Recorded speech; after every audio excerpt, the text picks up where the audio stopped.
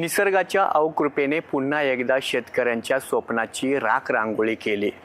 मृगाचा पाऊस पडण्याआधीच शेतकऱ्यांच्या डोळ्यातून अश्रू बरसू लागले आणि हेच अश्रू पुसण्यासाठी तातडीने 2 हात सरसावले। अश्रू पुसण्याबरोबरच या हातांनी संकटातल्या शेतकऱ्यांच्या मनातील उभारीही दिली। ते हात म्हणजे माजी आमदार रामभाऊ सातपुते यांचं।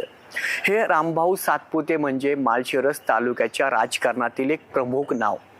माळशिरस तालुका काय, संपूर्ण जिल्ह्यात राजकारण एकेकाळी अकलूजच्या मोहिते पाटलांच्या अधिपत्याखाली होतं, पण याच मोहिते पाटलांच्या राजकीय साम्राज्याला सुरुंग लावणारे हेच ते भाजपचे राम सातपुते। विजयाचा कधी उन्माद नाही आणि पराभवाने कधी खचले नाहीत। लोकांच्या मदतीला धावून जायचं, त्यांच्या संकटात त्यांचा आधार बनायचं, हेच त्यांचं वैशिष्ट्य। त्यामुळेच मोहिते पाटलांसारख्या बलाढ्या शक्तीशी झुंज देत आपल्या पायावर मजबूतपणे उभे ते इथल्या राजकारणात उभे आहेत। मुख्यमंत्री देवेंद्र फडणवीस यांच्याशी तर त्यांची प्रचंड जवळीक। ही जवळीक नेमकी किती आहे हे समजून घेण्यासाठी हा व्हिडिओ पहा। भाऊ नमस्कार। नमस्ते भाऊ, मी बाभुळगाव गावामध्ये आमच्या तालुक्यात खूप वादळी पाऊस झालाय, खूप नुकसान झालंय, शेतकऱ्यांची 10 एकर केळी डायरेक्ट पडलेली आहे।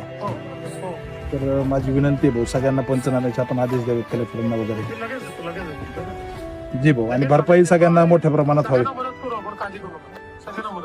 हो भाऊ, धन्यवाद। हा व्हिडिओ पाहिल्यावर अधिक काही बोलायची गरज नाही, कारण जे काही सांगायचं ते हा बोलका व्हिडिओ खूप काही सांगून जातो।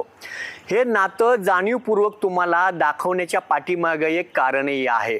माळशिरस तालुक्यातील बाभुळगाव इथं निसर्गानं शेतकऱ्यांना जबर फटका दिला। वादळी पाऊस बरसला आणि काही क्षणात शेतकऱ्यांचं प्रचंड नुकसान करून गेलं। उभी पिकं आडवी झाल्याचं पाहत शेतकऱ्यांच्या डोळ्यातूनही अश्रूंची संततधार वाहू लागली। शेतकरी हतबल आणि निराश झाले।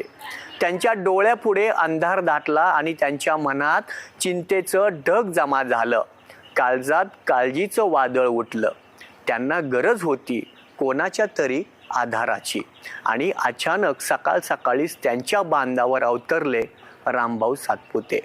त्यांना पाहताच शेतकऱ्यांच्या लटपटणाऱ्या पायात बळ आलं। शेतकऱ्यांच्या काळजातला आक्रोश रामभाऊ सातपुते यांच्या कानापर्यंत नव्हे तर मनापर्यंत पोचलेला होता।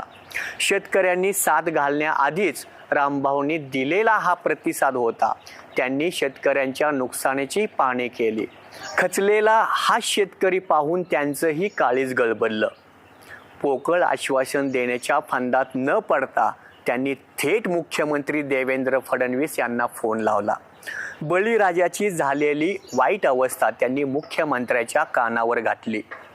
झालेल्या नुकसानीचं पंचनामे तातडीने करण्यासाठी जिल्हाधिकारी यांना सूचना द्याव्यात अशी मागणी त्यांनी मुख्यमंत्र्यांकडे केली। फडणवीस यांनीही प्रतिसाद देत जिल्हाधिकाऱ्यांना लगेच आदेश देतोच, पण संकटातल्या या शेतकऱ्यांना तातडीने मदतही करू असा विश्वास मुख्यमंत्र्यांनी रामभाऊ सातपुते यांना दिला। हे सगळं पाहून शेतकरी घैवरला। हिरमुसलेल्या त्यांच्या चेहऱ्यावर पुन्हा एकदा नवी टवटवी दिसायला लागली। शेतकरी म्हणाले, वाह, नेता असावा तर असा, काही मागायच्या आधीच सगळं काही देऊन टाकणारा। शासन आणि प्रशासन यांच्या दारात खेटे घालूनही काही मिळत नाही असा सर्वसाधारण अनुभव असतो। इथं मात्र सगळं काही वेगळं घडलं होतं। असा नेता जर प्रत्येक तालुक्याला लाभला तर बळीराजाच्या चेहऱ्यावर चिंतेचं ढग कधीच येणार नाहीत, पण दुर्दैवानं असं घडत नाही। माणूस पण जपणारा एखादाच नेता असतो आणि त्याचं नाव असतं रामभाऊ सातपुते। नेता नव्हे, साक्षात माणुसकीचा गैवर, अशी देखील चर्चा माळशिरस तालुक्यातून होत आहे। कॅमेरामन अक्षयसह भारत शिंदे, न्यूज इंडिया, माळशिरस।